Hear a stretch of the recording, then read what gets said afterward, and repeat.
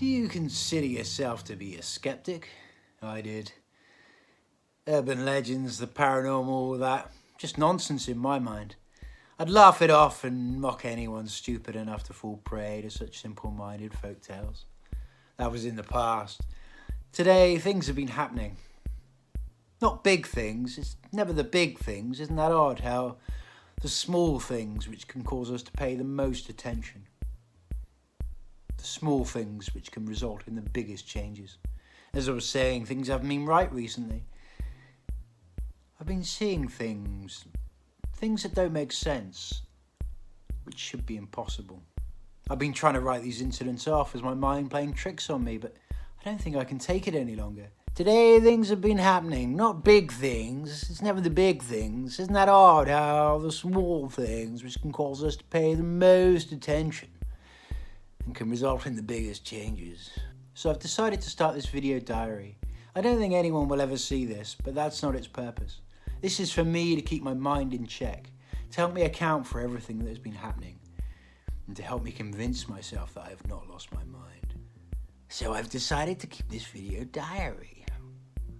This is to help me keep my mind in check, and help me convince myself that I have not lost my mind. This is the first entry, and I'll try and do it daily so I can see if things improve or just get more bizarre. For anyone that might end up seeing this, and should anything happen to me, I'll try and give as much detail as I can.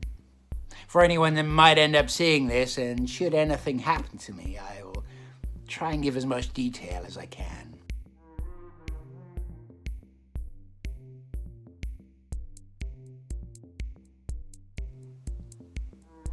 I was at work this morning. I've been stuck in the same old job since I arrived here 4 years ago. My company, or rather the company I work for, does marketing for small businesses.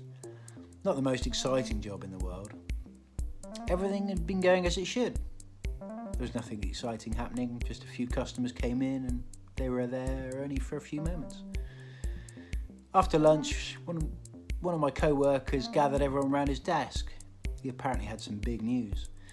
My initial thoughts were that he was announcing his wife was pregnant or something like that. I hated the guy.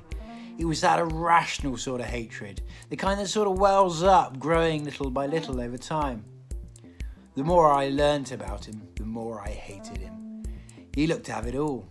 His aforementioned wife was absolutely gorgeous. I hated the guy. It was that sort of irrational hatred, the kind that sort of wells up, growing little by little as time goes on. I hated the guy! After we were all gathered, I noticed the boss wasn't around, which was a bit weird, but we hardly ever spoke to him anyway. As it turned out, I was wrong. He was planning on leaving the company. He'd got an offer from one of the biggest firms in the country to be their head of HR. I didn't understand it. How was that possible? But according to his secretary, he was extremely overqualified and was only doing this till he found something better.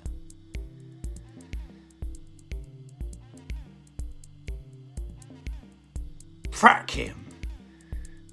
Frack him for getting a promotion, and frack his wife for being so good looking. You know what? Frack him for being so good looking. Frack him. Frack him for getting a promotion. Frack his wife for being so good looking. You know what? Frack him for being so good looking. I can't get too angry. It'll only make things worse. After he told us the news, I was pretty pissed off, but I carried on with my day, and eventually it was time to knock off. On my way home, my resentment just grew. Not only for him, but for everyone around me. As I sat in traffic, my mind began to go through all the people who had it better than me. And in retrospect, this was probably the beginning of the end. It was probably that car ride that started the series of events that led to my current predicament. After about an hour of bumper-to-bumper traffic, I finally reached my building. I live in a run-down old apartment on the south side of Johannesburg.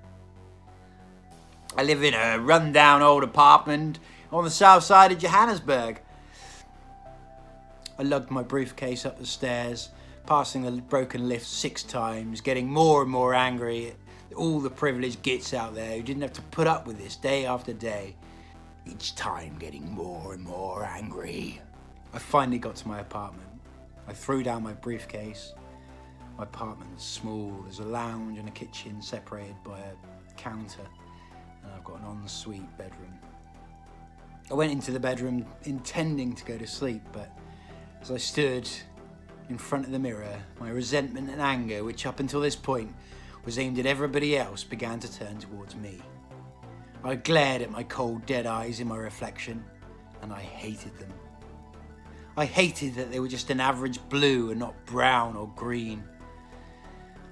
I hated my blonde hair going grey. I hated the way my lips looked. I hated my smile. I looked at my body and I hated that I was putting on weight. I glared at the cold, dead eyes in my reflection and I hated them. I hated that they were an average blue and not brown or green. I hated my blonde hair going grey. I hated the way my lips looked. I hated my smile. I looked at my body and I hated that I was putting on weight. As I stood there, hating my very existence, I blinked. And when I opened my eyes, something was wrong. I looked at my reflection and tried to figure out why this sense of unease seemed to settle upon me. It took a few seconds, but eventually I realised my room had been reversed. As bizarre as it sounds, I know what I saw in the mirror. My bed, which should have been on my left, was on my right. My cupboards, which should have been on my right, were on my left. I blinked again and the feeling of unease was gone. I looked at the mirror and everything was normal. I must have been daydreaming. Hopefully I'll have a better day tomorrow. As I stood there, hating my very existence, I blinked, and when my eyes opened, something was wrong. I looked at my reflection, tried to figure out why this sense of unease seemed to have settled upon me. It took a few seconds, but eventually I realised my room had been reversed. As bizarre as it sounds, I know what I saw in the mirror.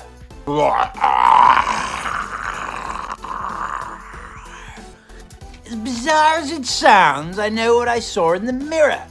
My bed, which should have been on my left, was on my right. My cupboards, which should have been on my right, were on my left. I blinked again and the feeling of unease was gone. I looked at the mirror and everything was normal. I must have been daydreaming. Hopefully I'll have a better day tomorrow. I looked in the mirror and everything was normal. I must have been daydreaming. Hopefully I'll have a better day tomorrow.